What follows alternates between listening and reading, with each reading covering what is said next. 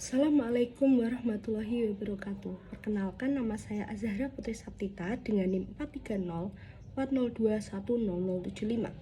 Pada kesempatan kali ini saya akan membuat video pembelajaran tentang personologi menurut Henry Murray. Yang pertama adalah pengertian dari personologi. Di sini personologi menekankan bahwa psikologi kepribadian seharusnya mengkonsentrasikan diri pada kasus individual atau pribadi. Menurut Henry Murray, kepribadian adalah abstraksi yang dirumuskan oleh teoretisi dan bukan semata-mata deskripsi tingkah laku seseorang.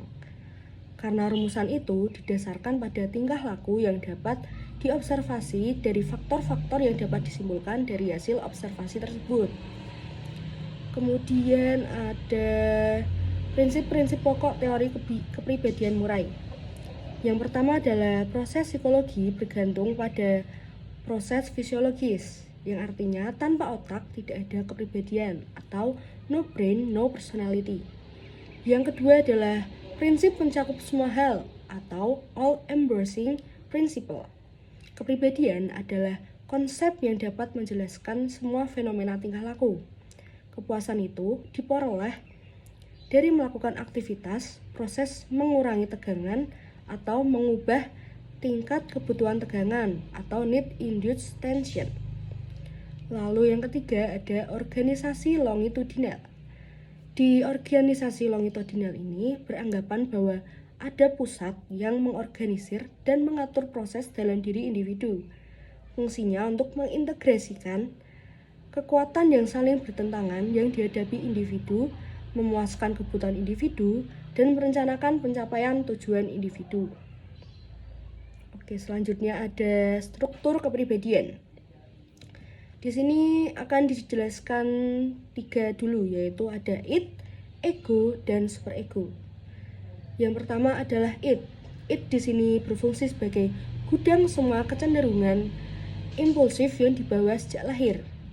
Di sini id menguasai energi dan mengarahkan tingkah laku sehingga menjadi dasar kekuatan motivasi kepribadian. Dalam teori Freud, id ini berisi impuls primitif, amoral, dan juga kenikmatan. Sedangkan dalam teori Murray juga berisi impuls yang bisa diterima baik dan diharapkan oleh masyarakat seperti empati, cinta, dan memahami lingkungan. Yang kedua ada ego. Di teori Murray ini, Murray lebih memberi peran ego lebih luas daripada dalam teori Freud. Apabila di dalam teori Freud hanya melayani, mengubah arah, dan menunda impuls yang tidak diterima. Sedangkan dalam teori Murray, ego juga menjadi pusat pengatur semua tingkah laku secara sadar, merencanakan tingkah laku, mencari dan membuat peluang untuk memperoleh kepuasan id yang positif. Kemudian yang ketiga adalah superego. Dalam teori Murray ini, Murray menekankan pentingnya pengaruh kekuatan, lingkungan sosial atau kultur dalam kepribadian seseorang. Seperti Freud, Murray memandang superego sebagai internalisasi nilai norma moral kultural pada usia dini yang kemudian dipakai untuk mengevaluasi tingkah laku diri dan juga orang lain. Selain id, ego, dan superego, ada juga unit-unit tingkah laku seperti proceeding dan juga serial. Proceeding adalah sepenggal waktu yang cukup untuk menyelesaikan pola-pola penting dan tingkah laku secara dinamis, sedangkan serial adalah serangkaian proceeding sehingga merupakan unit tingkah laku yang lebih panjang. Kemudian juga ada ordinasi, abilitas, dan juga prestasi. Ordinasi adalah proses mental tinggi yang dipakai seseorang untuk memilih rencana akal untuk mencapai tujuan yang diinginkan dan menempatkan pilihan rencana itu ke dalam operasi. Lalu abilitas menunjukkan potensi apa yang mampu dikerjakan. Seseorang mencakup variabel bakat herediter dan apa saja yang pernah dipelajari. Lalu prestasi menunjukkan apa yang nyata dilakukannya dengan pengetahuan yang sudah dimilikinya. Selanjutnya adalah perkembangan kepribadian. Pada perkembangan kepribadian menurut Murray ini akan dijelaskan bagaimana kompleks anak-anak. Karena teori Murray, mengenai perkembangan kepribadian bersifat longitudinal dan menekankan pada perkembangan sejarah individu. Seperti teori yang dinyatakan oleh Freud, dia memusatkan analisisnya pada pengalaman masa awal anak-anak dan pola tingkah laku yang terbentuk selama masa itu. Di sini ada 5 tahap perkembangan anak dan kompleks yang terlibat. Yang pertama itu ada kompleks klaustral. Hidup dalam kandungan sangat aman, tenang, dan sangat tergantung. Suatu kondisi yang seiring kita harapkan untuk dapat kita alami kembali. Di dalam kompleks klaustral ini ada 3, yaitu bentuk yang sederhana. Kompleks ini termanifestasi dalam keinginan untuk berada di tempat yang sempit, hangat, gelap, yang aman, dan juga terasing. Lalu kompleks ini juga dapat berpusat pada perasaan tak berdaya dan perasaan tidak mendapat bantuan di dalam kandungan. Dan yang terakhir, kompleks agresi merupakan kompleks klaustral, malahan menjadi kompleks anti kandungan yang terpusat pada ketakutan, kehabisan nafas, dan keterkurungan. Yang kedua adalah ada kompleks oral. Kompleks oral ini memiliki 3 variasi. Yang pertama adalah kompleks oral kasihan atau succorance, adalah kombinasi dari aktivitas mulut, kecenderungan pasif, dan kebutuhan untuk dibantu dan dilindungi.